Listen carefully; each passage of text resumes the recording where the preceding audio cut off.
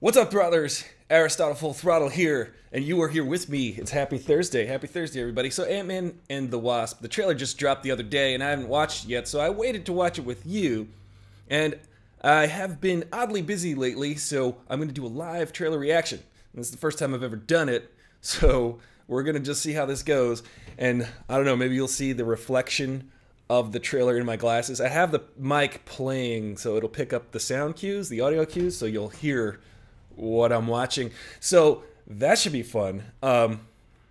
Let's go. So this is Ant-Man and the Wasp. It's the sequel to Ant-Man and the Ant-Man, which came out a couple years ago. It is the movie that I believe comes out in the cinematic timeline of the Marvel Cinematic Universe after Black Panther. I guess this would come out before Infinity War or after Infinity War. I don't even know. That's why I gotta watch the trailer. I gotta figure this out. You guys can watch this with me. I'm pretty excited about this. I liked Ant-Man. I think it was maybe a little bit underrated.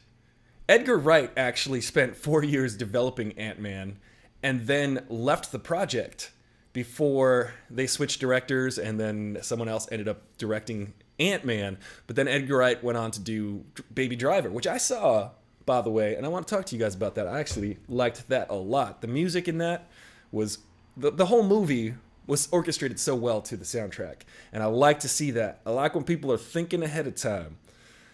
So, Ant-Man and the Wasp. Let's do this. I figured out a new way to put on my headphones. Invisible headphones. Here we go. Big sound, Brooklyn Bridge. I've got a question. Cap needed help. Cap. If I'd asked you, would you have come? I guess we'll never know. Right, because she wasn't there. But if you had, you'd have never been caught.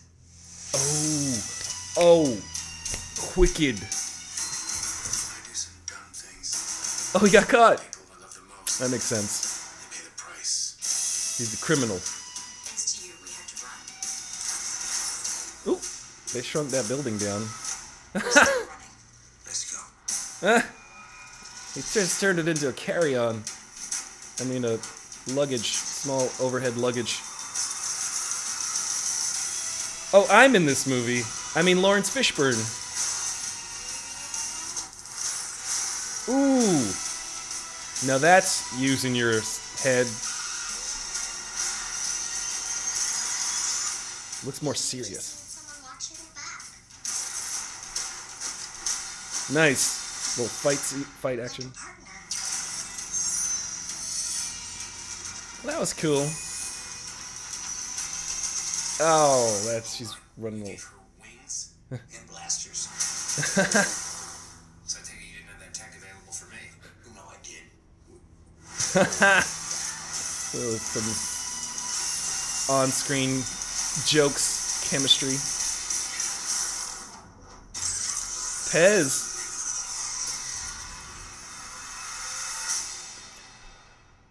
I ain't never seen someone get attacked by a Hello Kitty Pez before, so that's new. Hey, it looks good, you know. I like that they're taking up the genre again from the first Ant-Man, which was the heist movie. It was a bad guy, criminal, kind of turned good, an anti-hero.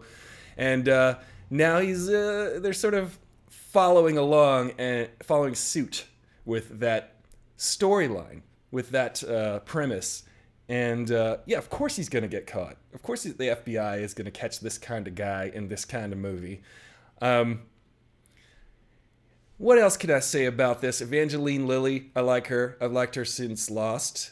I like Kirk Douglas. He's good. His dad is 101 years old or something like that. Kirk Douglas. He is Spartacus, and he still am Spartacus. That's impressive.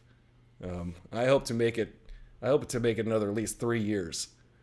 So, what do you guys think about this trailer? There's some cool action in there. I like the way they utilized the growing and the shrinking of things. I thought it was a pretty fun gag to shrink the building down and turn it into a roller luggage. That was pretty slick, pretty smart. I like the way they things grow really rapidly and shrink rapidly, which affects the things around them. They use them as kind of weapons. A lot of cool visuals, imaginative visuals running along the blade of the steak knife or the big knife. I like that.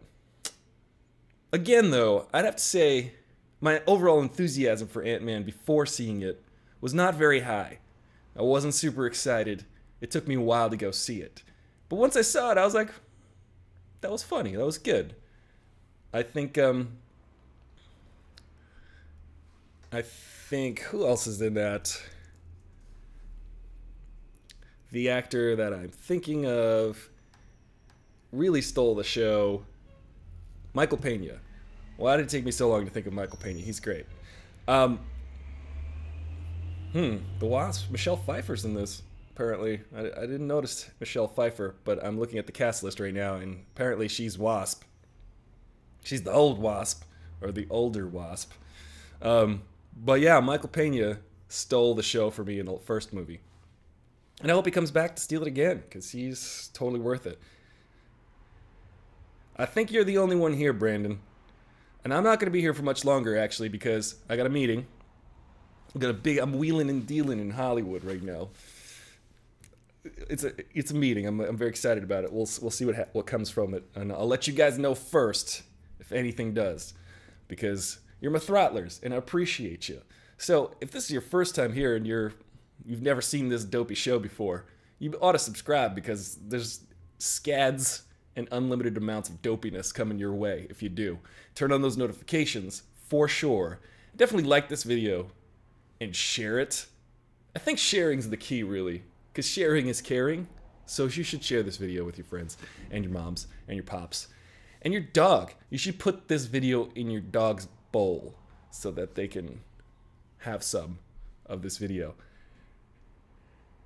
Michelle Pfeiffer as Janet is interesting. Michelle Pfeiffer is she's great. She's a great actress. I appreciate her. She was a superhero before, or a supervillain, if you will. If you remember, she was Catwoman in Batman Returns. And very interesting kind of role for her, because she had never really done anything like that before, or since, actually. So it was it's an iconic role. Really cool costume. The patent leather that's all stitched together and looks like a Tim Burton-esque suit. I thought that was, I don't know, I didn't really like Batman Returns, to be honest. Still kind of is not good. It felt, when I saw it, it felt like everything was shot in a studio. And it turns out everything was shot in a studio for Batman Returns, because Tim Burton at that point was like, I don't want to do any more location shooting. I just want to shoot inside studios and recreate entire worlds, which is cool in and of itself. But then when you see like cars driving down the street and the street is moving because it's a fake street inside of a studio, it never really felt real to me. Never felt. At least there are some shots in the original Batman that are outdoors, like when Batman's on the steps of City Hall and gets shot, or Bruce Wayne. I think they're outside for that. But Pena Pfeiffer, yeah, I hope that Michael Pena and Michelle Pfeiffer, yeah, I think Pena Pfeiffer could be their own character. Actually, I think Michelle Pfeiffer and Michael Pena should get together, have a kid, and call them Pena Pfeiffer, and that would be one funny, sexy kid. So Michael Pena and Michelle Pfeiffer, you guys should call each other. That superhero would be funny. It would be a funny superhero. And then it would be Ant-Man and the Wasp and Pena Pfeiffer. So guys, that'll be it for me today. But I appreciate you guys coming. What's up, Is This Will? Gothic sets. Yes, the Gothic sets of Tim Burton. I mean, they look beautiful, but they do feel indoors. It felt, even when Batman was jumping off of the top of buildings, I was like, I could see the ceiling of that studio. I